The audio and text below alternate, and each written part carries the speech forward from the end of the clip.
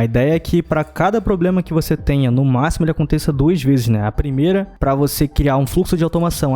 Estourou seu API em alguma coisa. Cara, cria um script lá para fazer alguma coisa de autoscaling com aquele servidor, para isso nunca mais acontecer na sua vida e isso entrar lá numa base de conhecimento comum a todos. A gente fala de observabilidade, né? Mas toda a parte de documentação ali, de post-mortem, é extremamente importante você ter, porque a partir do momento que você identifica um problema e você documenta, você tem ali, cara, já todo um passo a passo de como resolver aquilo, e a partir do momento que aquilo acontece de novo, se você não automatizou, você vai conseguir ter uma reação muito rápida, porque você já viu o que aquilo ali é, como se fosse uma vacina, né, digamos assim, e a automação daquilo ali é para você realmente nunca mais ter aquele problema.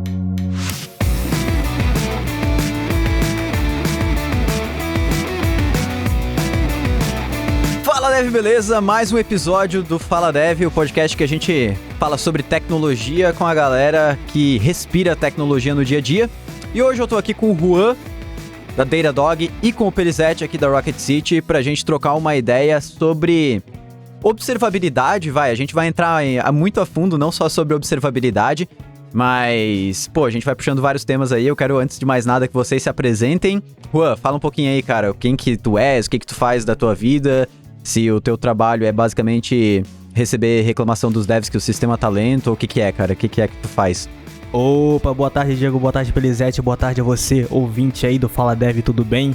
Na verdade, TI aqui é só hobby, né? A gente sabe que não dá dinheiro, mas eu tô aqui fazendo o meu trabalho dia a dia. E o que eu faço, na verdade, eu trabalho dentro da parte de engenharia da Datadog, mas como engenheiro de pré-vendas. Então, o que eu faço, na verdade, é entender o que cada empresa tem de necessidade dentro do monitoramento, como é que a gente vai estruturar aquilo ali para suportar uma operação realmente escalável, tanto vertical quanto horizontalmente. E a ideia, na verdade, hoje aqui, como você falou, né, trazer um pouquinho dessa experiência do que eu escuto aí de cada empresa, de como as pessoas têm visto não só o Datadog, mas a observabilidade como contexto hoje em dia e como isso se tornou alguma coisa muito importante, principalmente quando a gente fala de sistemas aí efêmeros, escaláveis e enfim. A gente é meio suspeito pra falar, a gente já usa Datadog aí já faz um tempo dentro da Rocket. Pel, cara, se apresenta aí e fala um pouquinho sobre o teu trabalho aí hoje. Boa tarde, pessoal. Boa tarde, Diego, Juan. Cara, aqui dentro eu trabalho como SRE. Meu trabalho é prestar assim, suporte tanto para os serviços quanto para os desenvolvedores.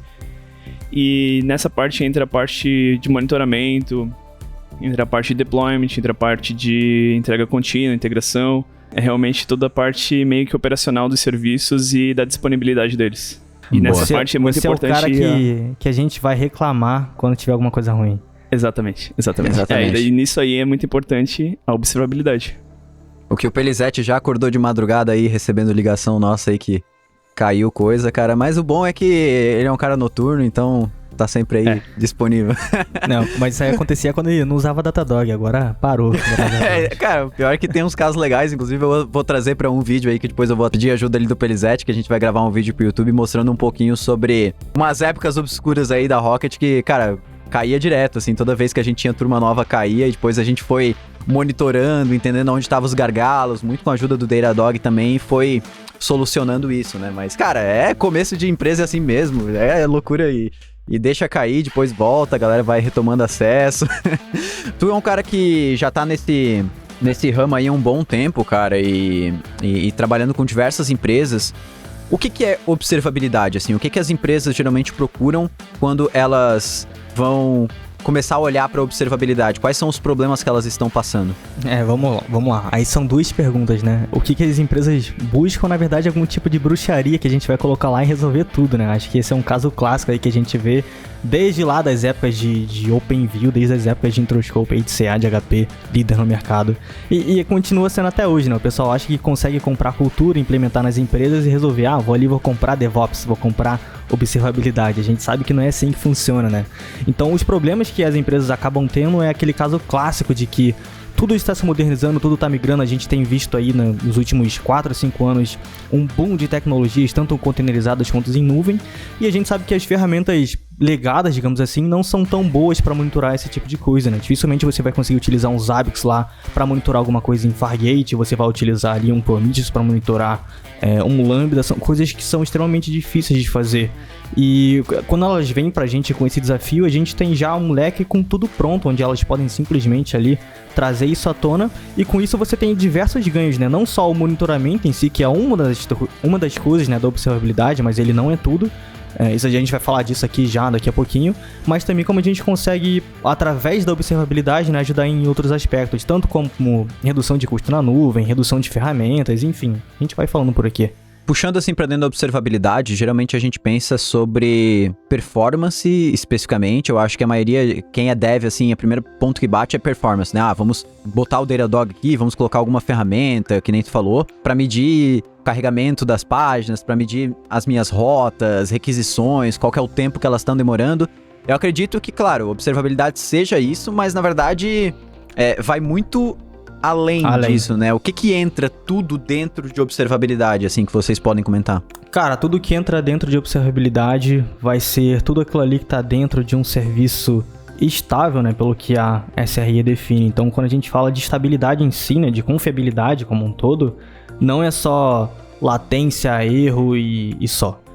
E a disponibilidade em si. Porque, por exemplo, você pode ter um serviço que ele tá respondendo rápido, ele retorna lá um HTTP 200 da vida, mas quando você tá fazendo a requisição, ele tá retornando alguma outra coisa diferente, né? Então imagina, o Diego fazendo um request lá para retornar dados do usuário dele e ele retorna dados do Pelizete. Por mais que você tenha ali as métricas tanto de performance quanto de erro, né? Ok, mas você não tem um serviço confiável porque ele não retornou ali as informações que deveria. Então a observabilidade como um todo, ela vai abranger o máximo de coletas de métricas em todos os campos observáveis possíveis, né? Que a observabilidade é nada mais isso do que a inferência de métricas de diversos campos. E a gente vai trazer isso não só no campo de performance, assim como no de disponibilidade em si, quanto de erro, mas também dentro do campo de segurança, dentro do campo de experiência do usuário real ali na ponta, navegando mesmo, seja num dispositivo mobile, seja no navegador, assim como a gente vai trazer os impactos que a esteira de CI/CD tem dentro do flow da sua aplicação como um todo, enfim, trazer o máximo de informações possíveis em todos os campos que existe alguma maneira de extrair essas métricas para dentro de uma visão só. Isso tudo começou lá antigamente, né, quando a gente falava de observabilidade, com aquele conceito básico de correlacionar métricas com traces, com logs, mas hoje a gente entende que é muito mais que isso. Isso foi um kickstart assim, muito forte, né? A gente conseguiu tirar muito valor disso, mas a gente sabe que hoje em dia isso já não é mais o suficiente para a gente conseguir ter ali o monitoramento de um serviço confiável como um todo. Eu, como estou em contato muito com muita gente que cria aplicação, eu vejo que a maioria das pessoas sabe desenvolver aplicações, só que chega no momento de colocar essa aplicação no ar, geralmente é o cenário mais simples possível e com a maior chance de dar algum problema. Pensando nesse contexto, assim, de quem desenvolve aplicações e não necessariamente tem conhecimentos sobre observabilidade, o que vocês acham que seria, digamos, as coisas mais importantes para se observar desde o início de um software estando no ar, assim, o que não pode faltar, sabe? Quer falar isso aí, Pelizete? Tá aí só observando essa carinha de sono? Cara, eu queria comentar na outra, só que tu explicou tão bem que não deixou espaço, porque eu ia até entrar nessa parte da experiência do usuário ali, né? Porque geralmente no padrão tu tem aqueles 3 pilares, né, que tu comentou, da parte de métrica, de tracing e de log.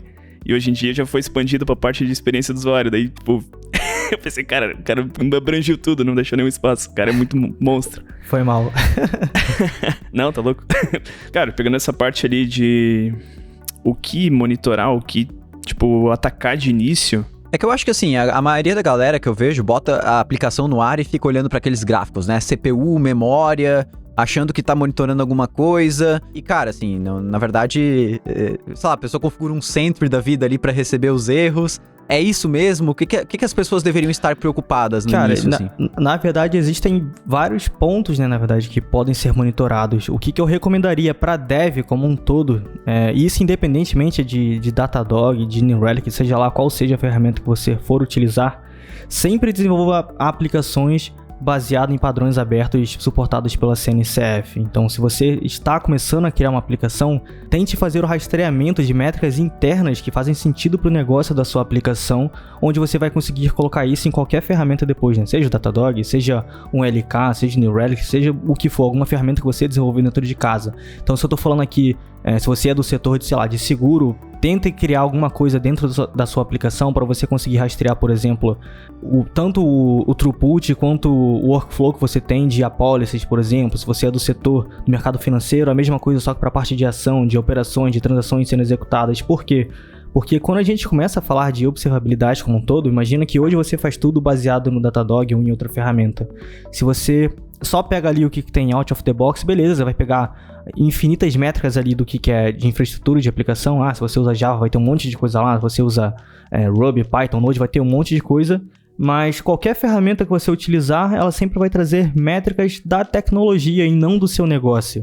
Então, quando você começa a desenvolver pensando em monitorar o seu negócio, qualquer ferramenta que você utilizar, seja o Datadog, o Datadog, como o pessoal fala, ou outra, você já vai ter as informações do negócio ali. E com isso você consegue correlacionar as coisas. E aí você vê que, beleza, eu tive aqui uma queda na minha quantidade de transações porque eu tive uma taxa de cache baixa lá no Redis. Porque aqui meu Kafka Producer teve um problema. E aí você consegue realmente entender essas coisas. E as ferramentas, elas estão aqui para ajudar dentro desse contexto. Porque para ela, quando a gente fala de métrica, né? Time Series é Time Series. Independente do nome que você coloque lá. Ela vai entender o comportamento, né? Estatístico entre essas métricas. E aí se você tem métricas de negócio, né, em formato de time series, e você tem métricas de infraestrutura ou de qualquer outra coisa que você queira em formato de time series, também é fácil de identificar qualquer tipo de padrão entre eles, porque são só números. Então, para qualquer dev que esteja ouvindo isso, mano, por favor, se você fizer isso, você vai estar mudando o futuro da galáxia. O Thanos vai ser do bem se você fizer isso. Tu acertou, muito no ponto. Cara, a ferramenta, ela vai te trazer uma imensidão de dados. Mas aí é muito questão de negócio e muito do serviço que tu tá trabalhando em cima. Então, se tem só as métricas lá dentro, elas estão sendo armazenadas e não estão servindo pra nada. Então, tu tem que, trabalhar em cima das métricas pra ela fazer sentido pro negócio. Pra fazer sentido seja pros devs ou pra um time de produto, talvez. É muito nesse ponto de tu, talvez, trabalhar não só na parte técnica, e sim na regra de negócio pra gerar, talvez, dashboards ou gerar uma visualização que seja útil pro caminho que a empresa quer seguir. Exato, e uma coisa que a gente sempre defendeu aqui dentro da Datadog é que armazenar o dado, processar o dado, extrair ele, é muito mais barato, né? E é muito mais simples do que você lidar com a falta dele depois. Então, se você tem um serviço que tem 50, 80, 100 ou mais dependências e você está monitorando tudo, a partir do momento que acontece alguma coisa ali e a ferramenta obviamente vai conseguir achar, porque são métricas, né? São dados estatísticos, você vai ter ali um tempo de resposta muito baixo, né? Comparado a você não ter monitoramento disso e você, mas o que aconteceu? Não sei, tem uma parte aqui que não tá sendo monitorado. E aí você tem que ir lá na mão acessar, fazer troubleshooting, puxar log de container até achar o problema. E aí, cara, já foi 1, 2, 3 ou mais horas de indisponibilidade. Já sofremos bastante com esse tipo de problema. O preço da ferramenta é caro, o preço de ter um cluster aqui de alguma coisa que você cria em casa é caro, mas no final do dia, né, se você colocar na ponta do lápis e fizer as contas versus o tempo de indisponibilidade que você tem, cara, é infinitamente mais barato. Vocês chegaram a comentar em alguns momentos a questão cultural, né, da observabilidade. E a gente ouve muito falar, né, de cultura DevOps. Observabilidade, né, a cultura de observabilidade, isso entra dentro da cultura DevOps? Como que isso atinge, digamos, o time de desenvolvimento, né? Time de desenvolvimento fica responsável em codar a aplicação, bota no ar, e depois um outro time de SRE cuida da observabilidade, cuida de toda essa parte DevOps, como a gente fala, ou isso vem desde baixo, né? Uma forma de pensar, e como que os devs e as devs têm que estar preocupadas com isso na hora de estar construindo a aplicação? Cara, entra totalmente. É muito importante que o time de desenvolvimento ele tenha desde o início da concepção do serviço até o final, na produção. É essencial que eles tenham um sentido de ownership, e a parte de observabilidade ela traz muito isso. Porque ela realmente dá uma clareza, dá uma transparência pro dev de como a aplicação, o serviço que ele desenvolveu está performando, ou se ele está realmente atingindo o objetivo dele. Porque, querendo ou não, muita parte de SRE e DevOps é muito de tu olhar pro serviço, olhar pro objetivo que esse serviço tem que cumprir e ver se ele tá alinhado. Então, isso com certeza é muito dos dois lados, tanto da parte de SRE como da parte de DevOps. DevOps não, de Dev. Com certeza, olhar, o processo inteiro. Olhar, processo inteiro de desenvolvimento da ponta, do inicial ali de planejamento até o deployment, até ele estar em produção. Exato, e aí até fazendo uma analogia, né, se a gente for pegar historicamente aí a derivação do DevOps lá da metodologia Lean, a mesma coisa ela vai se aplicar aqui, né, para quem leu aí, tanto lá o manual DevOps quanto o projeto Fênix lá, vai saber aí do que eu tô falando. E a observabilidade, se você reparar bem nesses dois livros, ela tá presente ali em todo o sistema quando a gente fala de chão de fábrica, né, e a mesma coisa se aplica aqui para dentro da TI, que é o seguinte...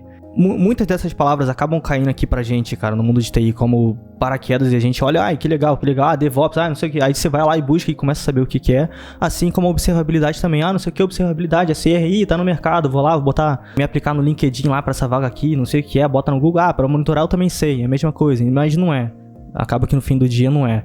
Se a gente for fazer uma parafrase lá com a engenharia em si, você já parou pra pensar por que aquelas máquinas lá no chão, né, tem um monte de luzinha, um monte de coisa, luz pra cá, número pra lá, sensor de pressão, aquilo é observabilidade, é aquilo que a gente tem que fazer aqui dentro da TI. A gente precisa medir tudo o que é possível da aplicação, não só a nível de tecnologia, mas como eu tinha falado, a nível de negócio também, porque se alguma coisa de negócio está errada, muito provavelmente você tem ali alguém com o dedo em alguma coisa, fazendo alguma coisa que não deveria estar fazendo. Então, a observabilidade, além de conseguir inferir ali o que está acontecendo a nível de negócio, ela serve como uma prova real dos sistemas estarem fazendo o que eles devem fazer. Porque você pode ter um dashboard lá, cara, beleza, eu tenho monitoramento do meu Redis, do MySQL, do Mongo, do Dynamo, do Aurora, de tudo que você tiver, pode estar tudo verde. E o cara virar e falar assim, mas não está chegando o pedido. E aí? E aí você tem, obviamente, né, diversos pontos da observabilidade para apoiar nisso, né? Um deles que o Pelizete falou é justamente lá a experiência do usuário, né? Você conseguir ver tanto a experiência do usuário de uma ótica de um usuário sintético, né, de um robozinho que fica fazendo ali aquilo o tempo todo, assim como da experiência do usuário a nível de aplicação mesmo, né? Você vê ali a mesma tela do usuário, o que ele está fazendo no mobile, e tentar replicar aquele erro, né? Então, o grande objetivo da observabilidade como um todo, para quem nunca ouviu falar disso, é trazer o máximo de inferência de métricas possíveis aqui para dentro da aplicação, para dentro do seu negócio. Sempre pense nisso, no que você trabalha e o que você precisa medir disso. Beleza, monitorar as tecnologias é bom, mas a gente já tem tudo pronto aqui dentro da nossa ferramenta, então justamente para você não se preocupar com isso. Se você usa Kafka, cara, tem 350 porradas aqui de métricas de Kafka para você monitorar, para você justamente não parar para pensar o que monitorar do Kafka, porque você já tem pronto. Mas você se preocupar o que da sua aplicação é importante. Aqui na Rocket City, a quantidade de alunos sendo inscritos, quantidade de gente assistindo aqui streaming, o total de throughput de streaming que tem assistindo as aulas, qualquer tipo de coisa que você consiga inferir e comparar com o histórico disso no passado, para você saber ali se realmente, até para trazer uma coisa mais de dinheiro, né? A ação de Black Friday desse ano foi extremamente útil pra gente aqui. Os ajustes que a gente fez fizeram com que a nossa performance durante a Black Friday suportasse totalmente a aplicação, e por conta disso, né, parece que é bobo, mas por conta de você não cair na Black Friday, por exemplo, você consegue ter um lucro infinitamente maior, porque se a Rocket City cara, tchau aqui, Udemy, vou procurar o que eu quero lá, e acabou, você não volta mais aqui. Até como tu falou, né, fazer a correlação dos dados, né, eu acho que isso é muito massa, porque tu falou da questão de, às vezes tu vê, até ali na observabilidade, tu vê o gráfico de streaming sendo mais baixo, como tu falou, e tu vai correlacionar isso com alguma outra coisa que esteja acontecendo pra entender qual que é o problema, né? Ou até não um problema em si, né? Talvez, assim, uma ação, reestruturei a forma do curso. E analisar se deu um resultado que a galera ficou mais engajada com os vídeos, se acompanhou por mais tempo, se assistiu mais vídeos que o normal. E o quanto que isso, talvez, vai, de encontro com uma plataforma de um Analytics da vida, quando traz pra esse mais a nível de negócio, assim, uma plataforma de BI, alguma coisa assim, porque eu entendo muito o que vocês falaram da questão de observabilidade, de coletar dados, de armazenar isso, de trazer essas métricas a nível de negócio também, mas como que essas métricas podem ser utilizadas pelas pessoas de negócio, né? Como que isso é apresentado para essas pessoas, até pensando que no ferramental que eu vejo que às vezes é mais utilizado, né? Que são softwares de analytics, por exemplo, sei lá, pega um Mixpanel da vida, as coisas assim, o próprio Google Analytics, onde tem todas essas métricas. Isso entra em observabilidade, não entra? O que é? pelo menos do meu ponto de vista, 100%, né? Porque se você tem ali o monitoramento de tudo, mas se você não cumpre o que a aplicação deve fazer no final do dia, porque toda aplicação ela tem um objetivo, você tá monitorando alguma coisa que não precisa, porque não gera lucro para a empresa. Se não gera lucro para a empresa, nem deveria existir em primeiro ponto. O que a gente até faz já a nível ferramental, né? A gente consegue coletar isso, trazer aqui para dentro do Datadog, mostrar, fazer essas correlações. Obviamente, se a gente estiver falando aqui só de analytics em si, de correlação de dados, não só de monitoramento, mas começar a cruzar com dados de ações de campanha, de qualquer coisa que você queira extrair do banco de dados, alguma coisa do tipo, existem ferramentas mais propícias para o meio, né? Ferramentas de BI especificamente, mas a extração, né? A criação dessas métricas como um todo, ela é de responsabilidade do pessoal de observabilidade como um todo. A gente precisa criar isso para que as outras pessoas consigam fazer essa inferência. Não tem como você chegar lá para alguém, cara, toma aqui o Mixpanel, vê aqui tudo da minha aplicação, porque é a gente que cria isso. E tem até acho que a Amazon faz muito isso, já até liberaram publicamente lá da questão, tipo, a cada 100 milissegundos que a pessoa perde tentando fazer uma compra, a gente diminui a taxa de venda em tantos %. Então, assim, é muito isso, né, do que vocês estão falando, a conexão de experiência do usuário com a aplicação e coletar essas métricas do uso do usuário ali durante, digamos, a trajetória, né, a sessão dele na aplicação, com o final, né, com o que a aplicação tem como objetivo, né? Sim, sem dúvida. Hoje a latência, ela se tornou algo extremamente crítico, né? Se a gente for parar para pegar 10, 15 anos atrás, se um site levasse 2, 3, 5 segundos a mais para carregar, tanto faz. Se tinha internet ali de 1, 2 mega, era extremamente normal isso acontecer. Hoje em dia, se você chama o Uber e leva 1, 2 segundos a mais, você já fica puto lá, você já quer mudar pra 99, já quer pegar um táxi, quer fazer o macete lá do GTA San Andreas pra cair um jato no meio da cidade, qualquer coisa, mas você não quer ficar ali parado no mesmo lugar. É isso que acontece hoje com as suas aplicações, né? Se você faz uma compra de alguma coisa, você faz a compra de um curso lá e não aparece, você já fica nervoso. Ai meu Deus, o que aconteceu com o meu dinheiro? Será que é golpe? Você já pensa um monte de coisas que afetam diretamente a credibilidade da marca. Cara, hoje em dia, se o vídeo do TikTok não carrega em 3 segundos, a geração nova aí já quer já começa aqui, ó, o iPhone, né? Já começa a fazer as dancinhas aqui, ó, da observabilidade. As dancinhas da observabilidade. Mas, cara, qual que é o fluxo comum, assim? Vamos supor, a partir do momento que é identificado algum problema, geralmente quem que identifica e qual que é o fluxo, talvez, tradicional de resolução desse problema? Tipo, foi identificado um problema, isso gera uma demanda, vai pra dev, até que ponto SRE é envolvido nisso, até que ponto SRE toca em código, até que ponto dev toca nisso, entender um pouco desse fluxo, assim, sabe? Varia muito de empresa pra empresa, varia muito de cultura pra cultura, de time pra time. Aí eu deixo pro Pelizete responder hoje como isso é feito dentro da Rocket City e eu volto com exemplo de alguns casos que eu já peguei. Realmente varia muito, assim, de cultura e de empresa, né? Eu acho, assim, que depende muito também do nível do erro, de onde está quebrando, assim, onde está, tipo, quebrando a aplicação. Se for algo, assim, mais de nível de realmente código técnico, realmente retorna pro time de dev. É algo mesmo que retorna pro ciclo, assim, de desenvolvimento. Às vezes pode ser alguma coisa de operacional, assim, né, operações. Então acaba ficando mais pro lado de SRE, mas é relativo, assim, né, depende muito de como é definido esse ciclo do desenvolvimento da aplicação como um todo. Além do ciclo, né, depende da estrutura organizacional, de como as empresas estão, né, se elas estão adotando em squad por produto, ou por tecnologia, ou por função técnica dentro da empresa, se é em Y, se é em I, se é em W, tudo isso parece que não, mas no final das contas acaba que interfere, porque vai impactar diretamente no fluxo de trabalho de cada profissional que você tem dentro do seu time.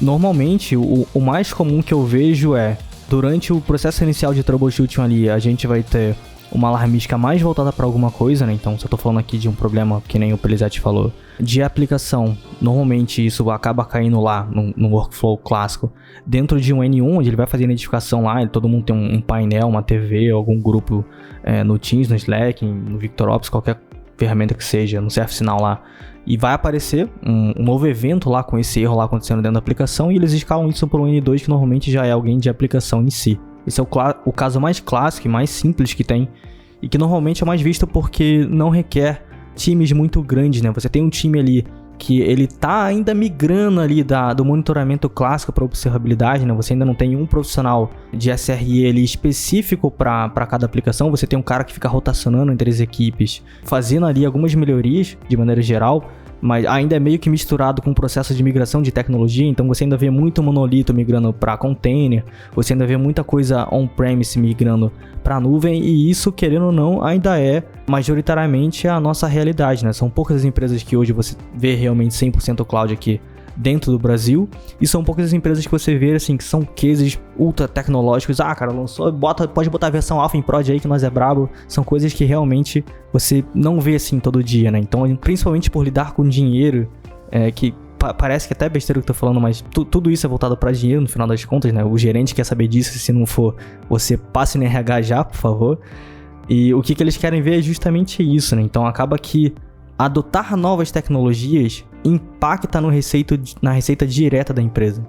Então você ser muito para frente ali, querer adotar tudo que é de novo, caraca, eu vi um Kafka em nuvem aqui que eu quero usar, às vezes você não tem nem essa liberdade dentro da sua empresa, porque o barramento IBM que tá lá rodando até hoje, do WebLogic lá, tá funcionando 100%, e você não pode ter esse tipo de desenvolvimento. Então os casos que a gente tem espelhado disso dentro de um fluxo de troubleshooting é o que a gente já tinha antigamente, com funções diferentes. Então a gente vai ver lá o cara do N1, N2, do N2 para frente ali, cada um na sua área. E mesmo adotando os conceitos de DevOps, mesmo tentando trazer as coisas de SRE e ferramentas que nem Datadog, onde todo mundo consegue ver a mesma informação, né? Não tem ali, teoricamente, por padrão, uma segregação. Você vê casos de que, mas isso aí é de rede, não é problema meu. Isso aí é de banco, não é do meu time. Onde as pessoas, por mais que queiram, né, ter novas tecnologias, não adotaram novas mentalidades, né, novas culturas, né. Então acaba que no final do dia, como eu falei, né, não tem como comprar observabilidade, não tem como comprar DevOps. É algo que leva tempo, é algo que vai mudando, e é o que a gente vai ter que deixar aí pra geração Z resolver com as dancinhas do TikTok. Foi legal, tu citou a questão de as empresas estarem migrando monolitos, né, começando a utilizar containers, começando a usar, sei lá, serverless. Isso são coisas que também aumentaram os desafios dentro da observabilidade, né? Eu acho que a gente veio também a falar tanto sobre observabilidade, essas coisas, porque são coisas que são talvez muito mais complexas de serem feitos em arquiteturas mais distribuídas, né? Sim, acaba que aí para quem é arquiteto mesmo, para quem toma as decisões de como as aplicações vão serem estruturadas dentro das empresas, é um trabalho maior. Para observabilidade, eu diria que é mais para quem vive do open source ali, para quem vive de ferramentas abertas, porque isso aqui, cara, a gente tem, sei lá, 2.500 engenheiros aqui para ter que lidar com esse tipo de trabalho, como eu falei, né, para você não se preocupar com a tecnologia e sim se preocupar com o negócio, mas para quem tem ali recursos limitados, né, dentro do seu time, ou depende realmente de ferramentas 100% open source ali, não tem nenhum tipo de garantia por trás, para fazer o monitoramento dessas tecnologias mais novas é um pouco mais difícil, que eu falei, né, você monitorar um serverless com Zabbix é um pouco mais difícil. Você vai acabar recorrendo ali por alguns meios, né, você vai tentar fazer alguma coisa ali para ter um endpoint de Zabbix exposto, onde você vai cuspir ali algum tipo de custom metrics, você vai tentar ter um Prometheus para tentar enviar alguma coisa, vai fazer ali alguns HTTP checks para validar se está respondendo ali um status 200 com tempo de resposta esperado, mas só.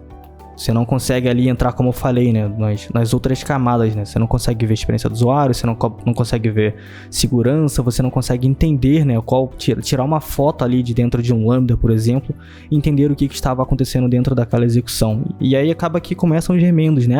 Tem uma parte no CloudWatch, tem uma parte no Zabbix, e aí você vê lá no Grafana, porque ver no Zabbix não dá, é ruim. E aí você tem uma parte num LK que você acabou colocando para ver uma outra parte do serviço e vira aquela coxa de retalho, né? Onde você tem um monte de ferramenta coletando e tenta ter ali 2, 3, 4 para exibir. E quando um problema acontece, cara, é que aí você sente que realmente tá faltando alguma coisa. Você sempre tá customizando, você sempre tá melhorando alguma coisa, mas sempre falta alguma coisa, né? Onde eu diria que, cara, metade dos casos que a gente pega vem dentro desse contexto, né? O pessoal tem lá Dyna, AppDynamics, New Relic para parte de APM, e aí usa um Prometheus para coletar algumas métricas ali, e aí usa LK, Logtest, tenta utilizar... Eu até esqueci o nome da ferramenta de log lá da SolarWinds, para tentar pegar alguma coisa de log e tentar trazer tudo junto num Grafana, e aí, cara, no fim do dia, não funciona. Igual você pegar um motor de Corsa lá, as rodas de Palio, e botar um teto de Gol, não dá, não funciona assim. Acaba que a empresa fica, tipo, perseguindo um objetivo que é basicamente impossível de atingir, né? Tipo, juntar ferramentas de várias sources e daí tu tenta agregar, no final não fica bom, porque às vezes a solução que tu escolheu não tem um connector que serve, e tu sempre tá, tipo, correndo atrás pra deixar um ambiente perfeito, e é sempre meio que vira meio que uma atividade muito reativa. Porque quando estoura um problema, tu percebe que aquele amontoado de remendos que tu tem realmente não serve pro problema que tu tá tendo agora. Então tu tem que correr reativamente pra buscar uma solução e acaba se tornando um ciclo dentro da empresa. Esse tipo de... dá problema, busca solução. Dá problema, busca solução. E é justamente o contrário da observabilidade, né? A ideia é que para cada problema que você tenha, no máximo ele aconteça 2 vezes, né? A primeira, para você criar um fluxo de automação.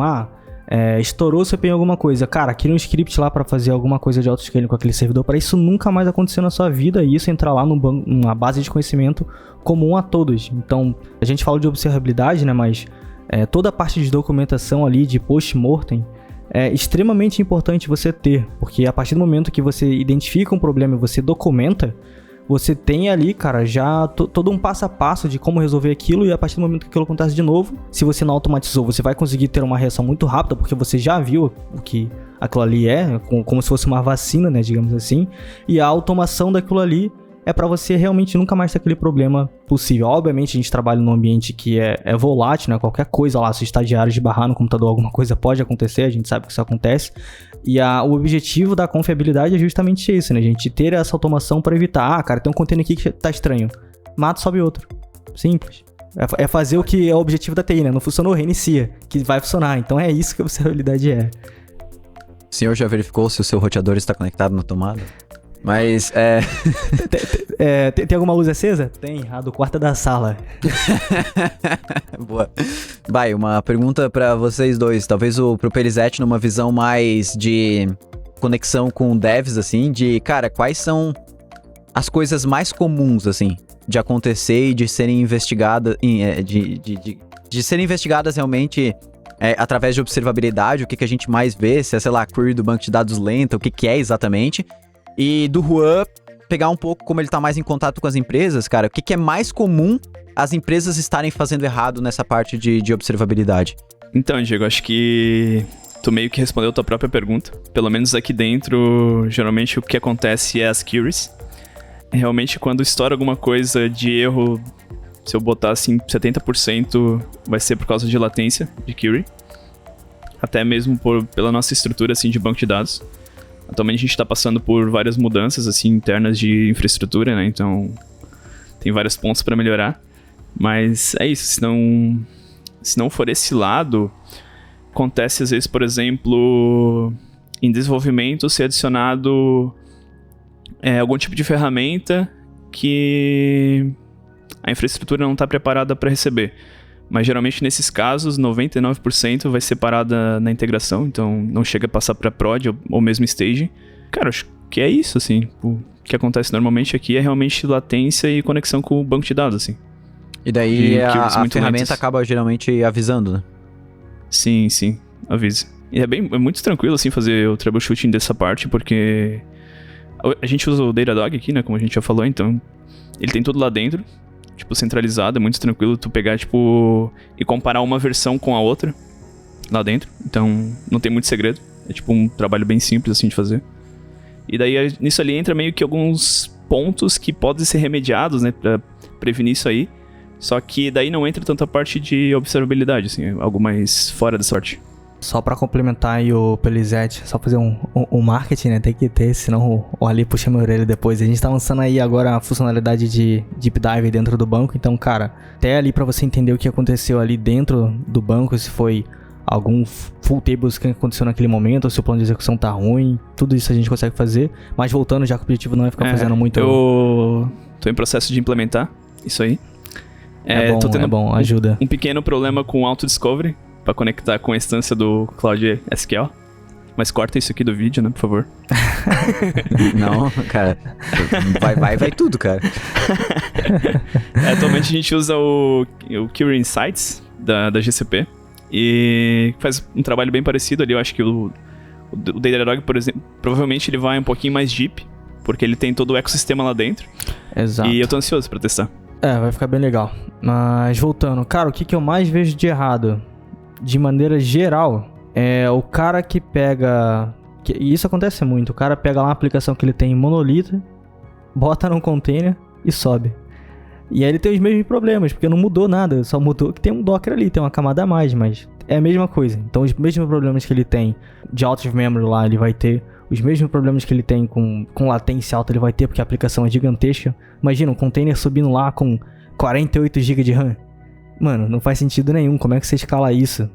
A escalabilidade, na verdade, ela é diferente, né? Ela deixa de ser vertical, né? Onde você pega ali e estica, né, os recursos que você tem, e ela começa a ser horizontal, né? O que acontece é, o pessoal não rearquitetura as aplicações. Eles botam no Docker e falam assim, não, a gente utiliza os padrões mais novos de tecnologias possíveis. E não é, só tá num container, mas tem os mesmos problemas que veio lá do monolito como um todo. Então, o que o pessoal tem que entender de maneira geral, para você dev aí que faz isso, estou muito decepcionado com você, Papai Noel não vai te dar presente esse ano. Cara, por favor, mude esse tipo de conceito. Não sei se você tá há muito tempo no mercado, já tá há muito tempo fazendo isso, mas a nossa geração aqui do pessoal da bermuda, que trabalha de bermuda de casa, ou de cueca e só com a camisa aqui em cima do home office, a gente tá aqui para mudar todos os paradigmas possíveis de desenvolvimento que vocês imaginarem como um todo. Não só o DevOps, mas como observabilidade, como até conceito de caras extremamente experimentais, mas que a gente tem visto dar super certo, como o conceito de micro front-ends, se você não viu, busque sobre, é uma coisa extremamente interessante também, mas todos esses paradigmas eles precisam ser remodelados para com que a gente tenha o máximo de confiabilidade possível, né? E quem sai ganhando com isso no final das contas é você mesmo, né? Você acaba utilizando serviços não só da sua empresa, provavelmente, mas de outras também. Então, no final do dia, né, todo mundo sai ganhando. Deixou até uma... Ô Diego, é nessa hora que a gente fala pro Juan que o Skylab ele roda dessa maneira ali. Com container e... o monolito dentro de um Docker. É exatamente essa hora. Valeu, pessoal. Uma boa tarde a todos. Mas até trazendo um ponto, né, cara, assim, uma das coisas que eu mais curto utilizar nos últimos meses é serverless. Só que eu vejo todo mundo falando que serverless, cara, pra observabilidade, assim, é delicado, né? Tem uma lambda, essa lambda chama outras lambdas, daqui a pouco essa lambda dispara outras lambdas, daqui a pouco... É isso mesmo, Juan? Como é que tu vê isso nas empresas? As empresas estão visando utilizar mais...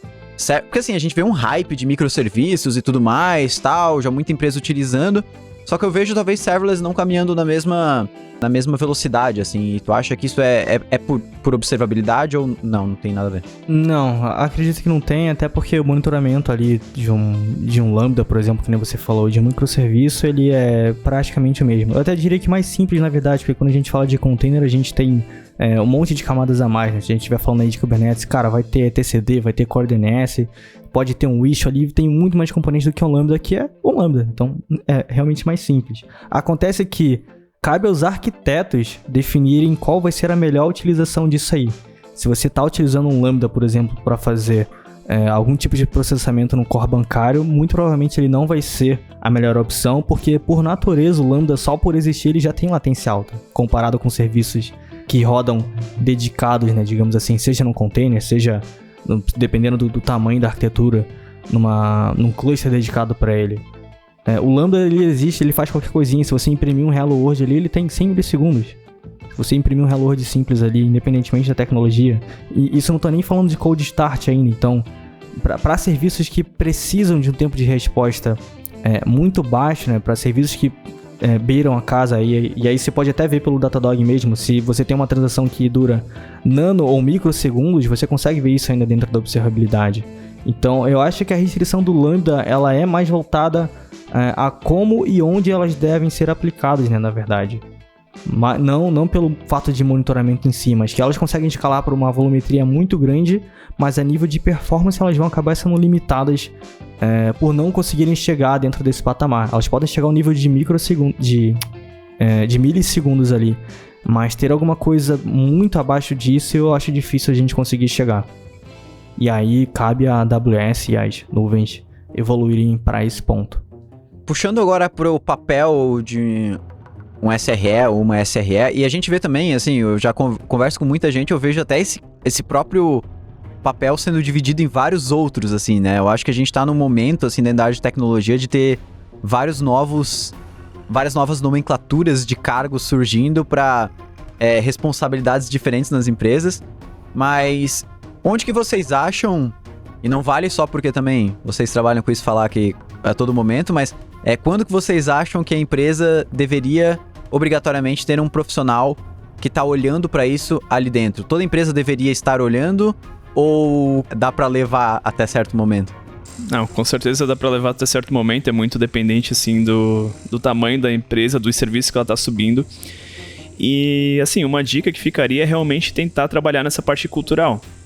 Porque quanto mais desenvolvida está a cultura, assim, de DevOps, dar uma boa estudada, assim, disseminar bem forte entre os devs, vai demorar mais pra precisar ter um time, uma pessoa mais específica nessa parte de SRE.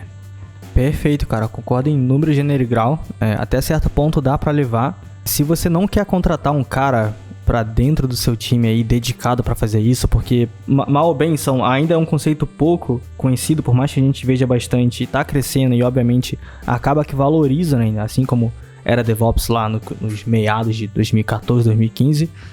Pra você que é gerente, pra você que, cara, tech lead, você tem um cara aí que é júnior, que é estagiário, você quer um cara que fique bom nisso, cara, calma aí, ó.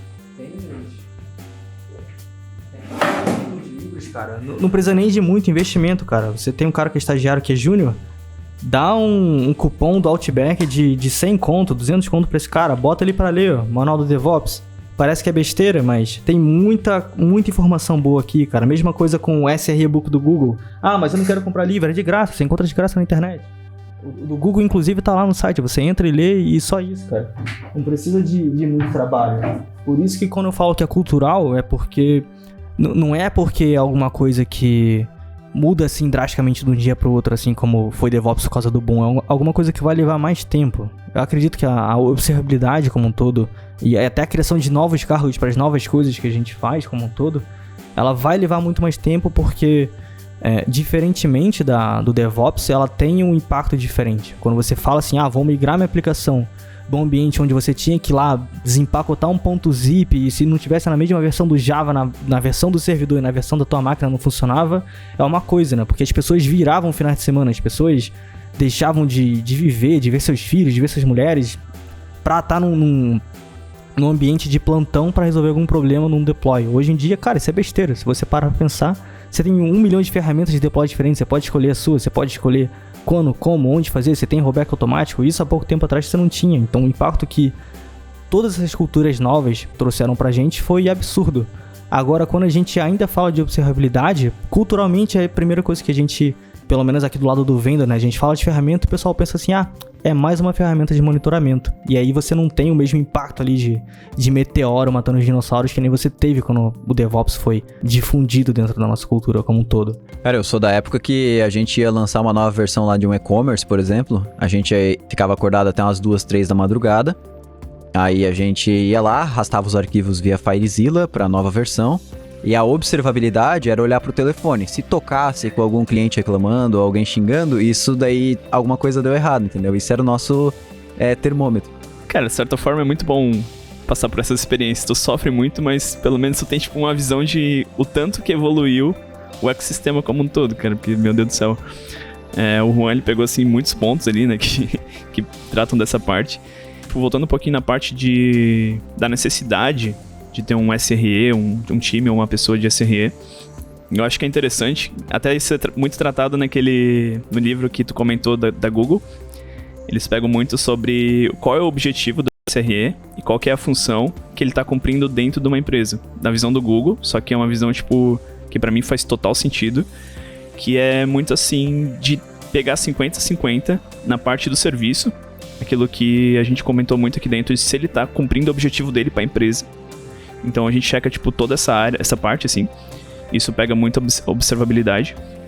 E também olhar pro time de desenvolvimento. Então tu tem que ter um acompanhamento, tem que ter essa parte inicial, tem que estar trabalhando junto com eles. Não é um time que fica separado, então tipo, por isso que geralmente ele tá muito acompanhado da cultura DevOps. Porque se tu não tiver uma cultura forte DevOps, então acaba que o time de SRE dificilmente vai trabalhar de uma maneira correta. Outras responsabilidades do time de SRE é, tipo, diminuir a fadiga do time de desenvolvimento. Então, tudo que eles têm de problema, tudo que eles enxergam que tá atrapalhando a entrega do produto, tá atrapalhando que o serviço cumpra o objetivo que ele foi desenhado, é uma responsabilidade do time de SRE corrigir. Então, se a empresa começa a detectar esse tipo de problema, provavelmente tá na hora, assim, de abrir um espaço para contratar uma pessoa para cuidar diretamente dessa parte. Até acrescentando aí na fala do Pelizete, é engraçado, né? Mas a gente precisa da observabilidade da observabilidade. Não tô falando de monitorar a ferramenta, mas, por exemplo, a gente tem que saber como é que tá o termômetro, né? Que nem o Diego falou, de tudo coisa que você tenha. Então, para todas as aplicações que você tiver, você precisa lá de um reloginho, de uma barra, de algum indicador que mostra ali em percentual, né? O quanto isso tá de acordo com os SLOs, né? Com os objetivos propriamente ditos, né? Então, se você tem a aplicação, cara, eu tenho um serviço aqui da Rocket City lá, que todo mundo vai fazer os cursos lá, isso precisa estar contratualmente, né? 99% do tempo disponível, né? Ou seja, você só tem 2 noves ali. Você pode definir internamente, né, um threshold mais alto, né? Então 99.99 ou 98 ali, bem agressivo mesmo, porque a partir do momento que acontecer um problema, o contador, né, você tem um timer ali que começa a contar contra isso. E aí com o tempo isso vai diminuindo, né, obviamente, e chega lá no final do mês e você consegue saber, ou do mês ou da semana, você consegue saber exatamente ali se o serviço ele cumpriu, né, o objetivo dele primário ou não, dentro da observabilidade, né, que está disponível, resiliente, seguro, escalável, tudo aquilo que a gente consegue medir. Até quando tu vai fechar contrato com as empresas, né, ela fala, o nosso serviço lá pode ficar 2 horas com tanto de tempo de falta de disponibilidade, tem um monte de coisa assim, né? Não, exato. Não tem como isso ter que 100%. Que o Juan comentou é realmente muito importante pra dar a direção que o serviço tá tomando, né? Se ele tá, tipo, realmente cumprindo com o objetivo dele ou não. E se ele não tá, tem que tomar alguma ação pra cumprir, pra corrigir isso, né? Sim, é importante ressaltar que por mais que a gente almeje ali os teóricos 100%, obviamente isso vai ser possível em alguns casos específicos, mas não todos, mas almeja ali mesmo sabendo que você não vai chegar, porque qualquer tipo de coisa errada vai acontecer e seguindo a lei de Murphy, elas vão acontecer. Então você tem que ter ali todo o planejamento para quando isso aconteça, né? Sejam as automações, como eu falei, assim como a gente veio falando aqui a call inteira, né, sobre observabilidade do que encontrar ali realmente em tempo real, né, o que está acontecendo.